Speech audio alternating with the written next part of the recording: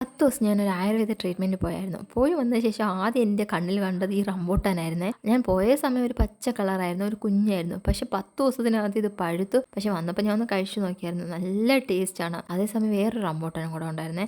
അതിൽ റംബൂട്ടാനേ ഞാൻ കണ്ടില്ലായിരുന്നു. ഇത് ഇപ്പോൾ വന്ന് നോക്കിയപ്പോഴത്തേക്കും പഴുത്ത് നല്ല ചുവന്ന കളറിൽ ഏകദേശം ഒരു 5 6 ഇത് ആദ്യമായിട്ടാണ് കഴിച്ചത്. എനിക്ക് ഭയങ്കര സർപ്രൈസ് ആയിരുന്നു. അതുപോലെ തന്നെ പേരയ്ക്ക ഞാൻ എന്ന് നോക്കിയാലും നോക്കി വിടും, ഇത് എന്ന് പഴുക്കുന്നു. പക്ഷെ ഞാൻ വന്ന സമയം കറക്റ്റാണ് പഴുത്തുന്നത്. ഇനി ഉപ്പും മുളകൊക്കെ ഇട്ട് കഴിക്കുമ്പോഴത്തേക്കും ഒരു സുഖം തന്നെ ആ പേരയ്ക്ക.